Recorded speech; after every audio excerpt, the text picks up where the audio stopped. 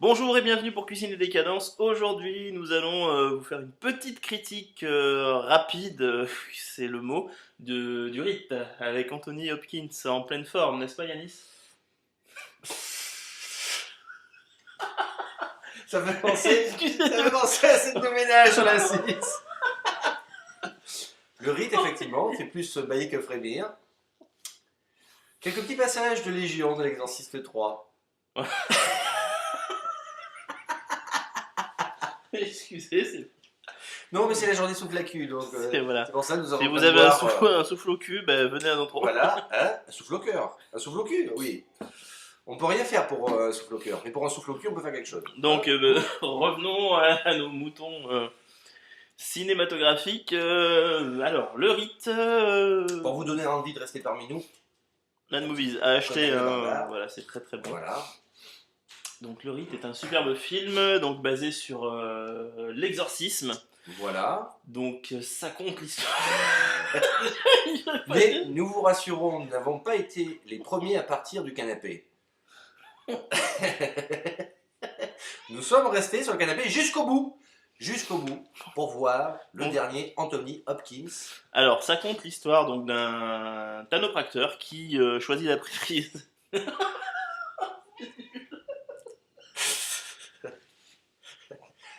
Rions ensemble, parce que le rite fait rire, un petit peu. Rire, frémir, sourire. Donc Le Rite compte l'histoire d'un tanopracteur qui choisit la prêtrise car il en a un peu marre d'être sous le joug de son père. Il se rend à Rome, mais à Rome il va être dirigé vers un exorciste pour choisir le côté entre guillemets Ghostbuster de la prière. Hein. Mais c'est le week-end à Rome, sans Étienne Dao. Voilà, c'est un week-end à Rome sans Etienne Dao. Et donc, qu'as-tu pensé, Yanis, de ce superbe film dont nous allons voir la bande-annonce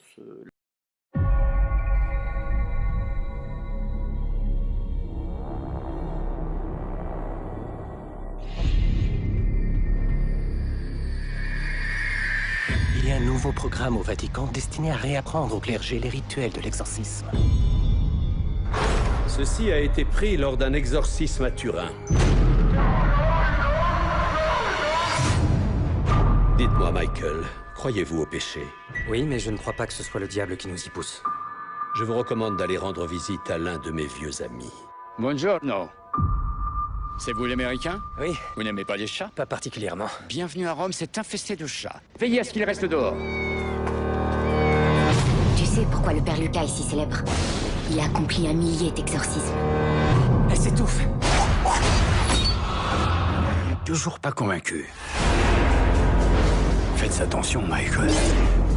Choisir de ne pas croire au diable ne vous protégera pas de lui. Les premiers symptômes d'une possession sont subtils. Tremblement persistant d'un membre, Michael, qu'est-ce qui m'arrive? Si Lucas n'a pas pu le vaincre, comment je pourrais?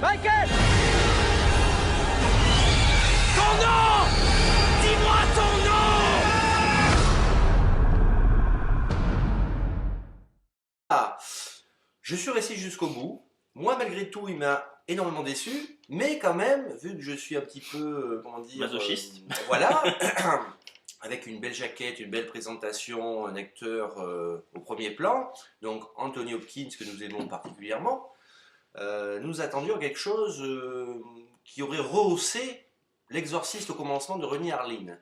Il n'en est rien, parce que finalement, c'est au niveau de l'histoire, c'est pas mal. Il y a un petit peu de mélange entre le purificateur avec Heath Ledger, l'exorciste 3 Légion, et c'est vrai, l'exorciste au commencement. Alors c'est vrai que nous sommes très, comme disaient nos chers collègues de maths, dans les bondieuseries un petit peu snobistes du moment.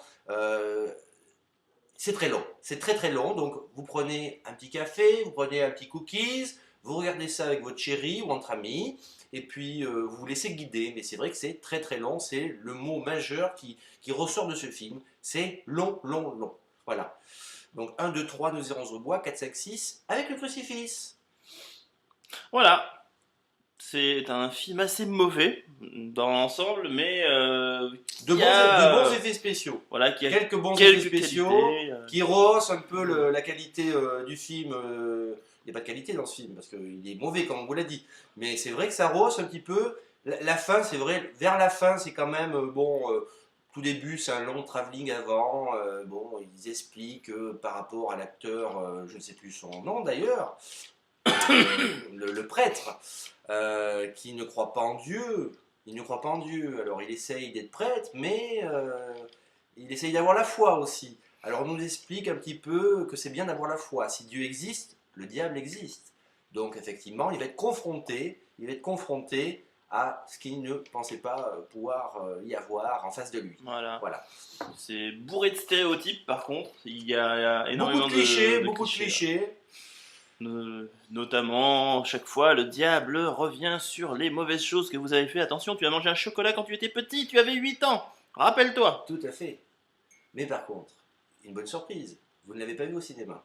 Donc vous n'avez pas dépensé C'est une bonne nouvelle. 20 € avec votre ami pour aller le voir au cinéma. Vous avez oublié, vous n'aviez pas envie. Vous avez fait une bonne action.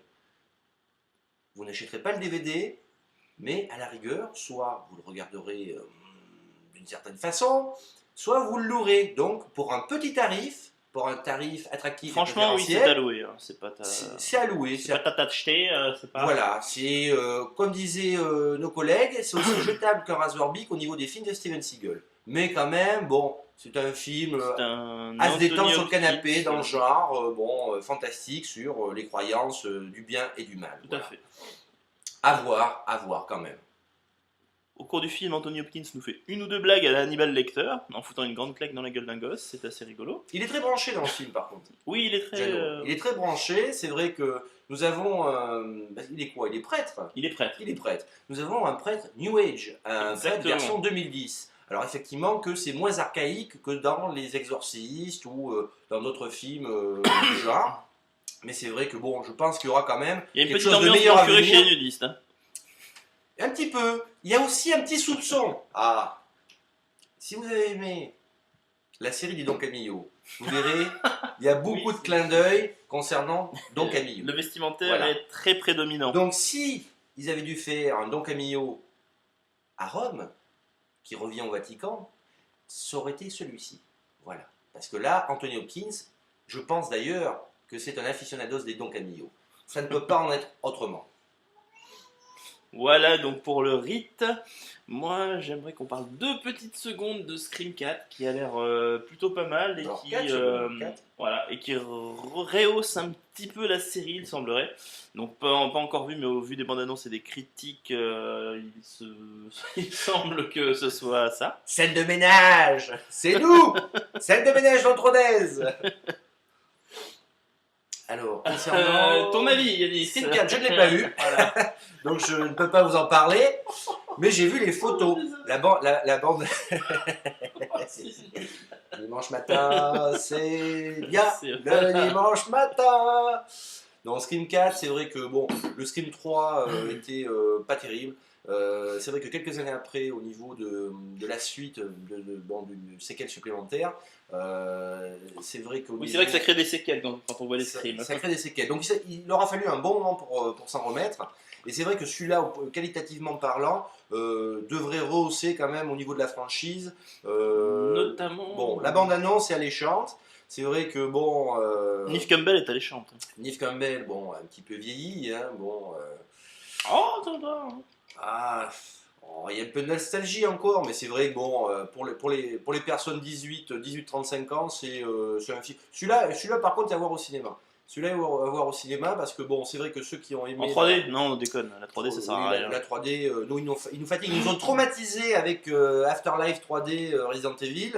Par contre, en parlant de Resident Evil, si vous avez détesté Afterlife, rassurez-vous, reportez-vous sur Walking the Dead, qui est très très bon. La série Walking the Dead, il y a une saison 2 qui est en préparation. Walking the Dead est très très bon. C'est une version améliorée de zombies, avec un soupçon Stephen King, et c'est vrai que c'est très très bon. On ressent un petit peu l'ambiance du fléau, si vous l'avez vu, et c'est vrai qu'au niveau des effets spéciaux, les effets spéciaux sont très très bons. Les personnages sont quand même attachants parce que psychologiquement parlant, individuellement, c'est vrai qu'on voit un petit peu l'évolution de chaque personnage. On s'y attache notamment. On a un petit peu des préférences. Hein. Bon, et c'est vrai que visuellement, il est très très bien. Il est très très bien, Walking the Dead. Moi, je l'ai pas vu encore. Et Jeannot ne l'a pas vu. y vois-tu des influences du jeu vidéo? Est-ce que le jeu vidéo a apporté quelque chose aux séries de zombies, aux films de zombies? Le jeu vidéo de Walking the Dead? Non, le jeu vidéo en lui-même, est-ce que tu ressens dans Walking Dead des influences Pas du tout. du jeu vidéo? Pas du Non. tout. Ils ont voulu se démarquer complètement de films de zombies répétitifs. Même si nous avons perdu notre maître transalpin du cinéma fantastique, Lucio Fulci, que nous adorons. Hein, Ah oui. on va envoyer un petit bisou là où il est. L'au-delà qui reste quelque chose de. Un galop. C'est pas un galop, l'au-delà, non. C'est pas un galop. Non, c'est pas un dialogue. Bon. Mais c'est quelque chose de très poétique malgré tout, même s'il demeure très baroque. L'au-delà, par contre, si vous aimez les films de zombies, regardez l'au-delà. Et non pas l'au-delà de Clint Eastwood, qui est Voilà. une naserie assez phénoménale. L'au-delà Clint Eastwood, on sent la retraite anticipée. Hein, la retraite qui est bien consommée d'ailleurs. Bon. Non, mais Walking the Dead, parallèlement, on va pas trop se dévier du sujet de base, mais c'est vrai que par contre, ça c'est une très très bonne surprise du moment. Regardez-le dès que vous pouvez, c'est quelque chose de très très bien. Très très bien, Walking the Dead. Ça a donc l'air un peu plus classique dans son traitement. Traitement de choc. Traitement de choc, oui, tout à fait. Voilà. Oui. Oui. Bon, bah, c'était Cuisine et Décadence. Voilà. Vous voyez, c'est vraiment de la décadence le dimanche. C'était une catastrophe. C'est le jour du Seigneur. Donc Voilà. il est normal que nous ayons parlé Du rite. que nous ayons parlé du rite. Mais le rite, non.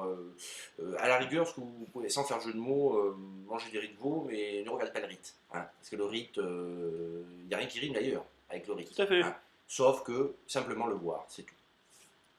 Ou voir le rite au Ritz. Mais bon, c'est un peu nul.